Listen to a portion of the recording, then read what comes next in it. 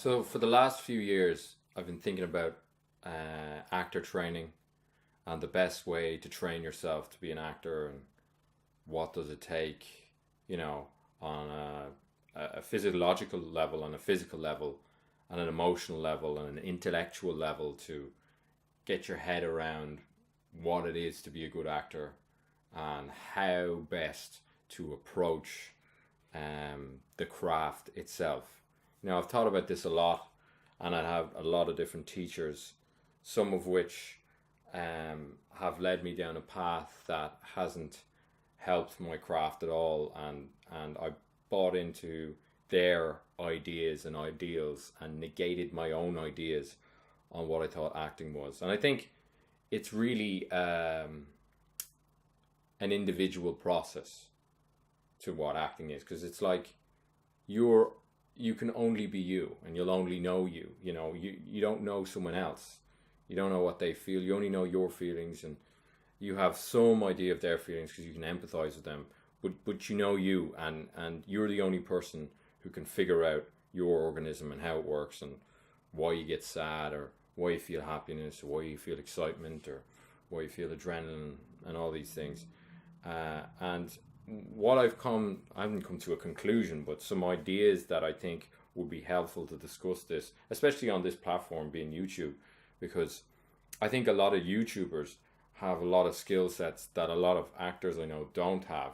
And that's because, number one, they sit in front of the camera every day, and they practice basically being in front of the camera every day. And a lot of actors I know, like, you ask them, oh, when's the last time you've been on camera? It's like, I haven't been on camera for the last 6 months, or the last month, or the last week. It's like, well, do you want to be a film actor? And they say, yeah, that's what I want to do. And you don't want to do theatre. And they say, yeah, I don't want to do theatre. And then it just doesn't make any sense to me. It's like, you're training, you want to be an actor. This is what you tell people you want to do, but yet you're not on camera every day, And that just really surprises me that that they haven't come to that conclusion. Like, a lot of actors haven't come to that. Right, I guess I want to be a film actor. I know I have to train my voice. I have to, look after my body. I have to figure out things psychologically. But you would think the one thing that they would do would be on camera every day, or every week at least, in some capacity. They'd find a way. I know they don't have the equipment. You do it on your phone. A camera is a camera at the end of the day. So I think that's interesting, with, to do this video, especially on YouTube. And one of the things I would think about film acting is, be on camera every day, no matter what it is. And so many excuses arrive why you can't do that, and those excuses arrive for me, I can think of a million different excuses why I won't be on camera every day. It's like, no one's going to see this. I don't have any script prepared,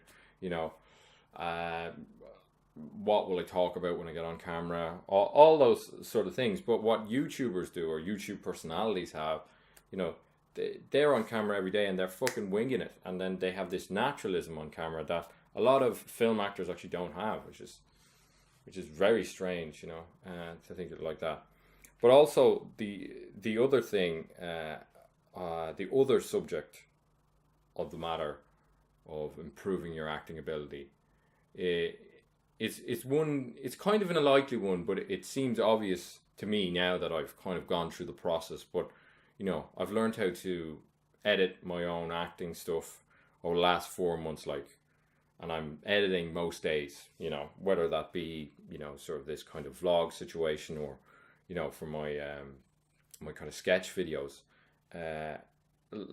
Through the editing, I've learned so much about my own acting,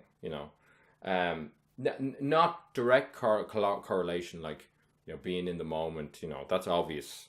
When you're editing yourself, you can see if you're in the moment or not. But I'm at the stage in my career where I feel as if I am in the moment most of the time. But in terms of technicalities that help you nail a take, or make the takes come together into a cohesive scene, or a cohesive story. It's a very technical matter. And so when I'm out doing sketches, and we do multiple takes, and then we come back, and there's 2 or 3 or 4 people in the room, and we're editing together, and and you see the different varieties of things that you try out on the day, and then you try to piece it together. That's obviously the editing process, but you see what works and you see what doesn't work. And even if you were in the moment, it might not be appropriate for the scene that you're trying to compile or the story that you're trying to convey. And that's what's coming up a lot for me when I'm editing, because your ego can be attached to this idea, like when you're on camera or stage or whatever, and you feel yourself, fucking nailed that take, or Jesus, that was a really good take. I was really in the moment there. I really felt it. I wasn't faking it at all. There was no pushing, all that great stuff. But actually, none of that stuff matters, because you may not use any of that in the edit if it doesn't tell the story properly. And so what I've learned is just, more, like the more I push, or the more I try to find a moment, wasting time and energy on doing that, as opposed to just being there and seeing what happens, playing the camera and try. Like, I'm not, I'm not acting, acting with the being in the edit in mind.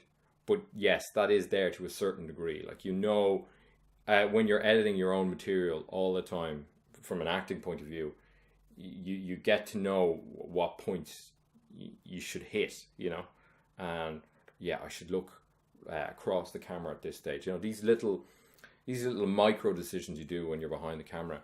And I made the comparison earlier about YouTubers that sort of, like, they have an incredible ability at this, like I'd say better than most film actors, because they turn on the camera and they've done 6 years of just being in the moment, and whatever comes to them then, and not pushing, and and then editing together into a cohesive piece. And in a sense, that's kind of like acting. And I think like everything, the training evolves, and now there's technology that will evolve that.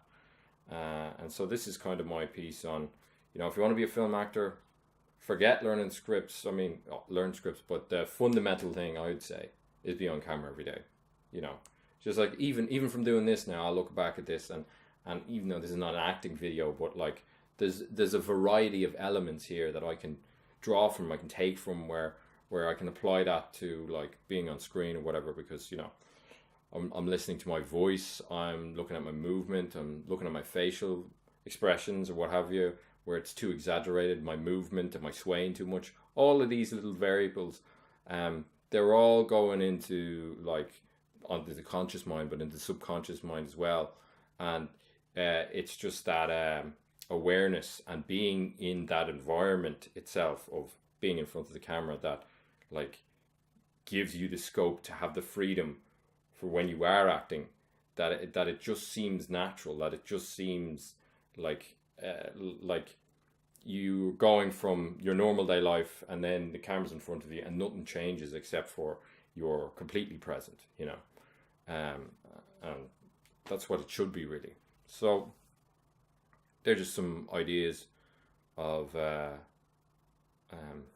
learning acting through editing, and I hope this was helpful for a couple of people. So I'll talk to you later.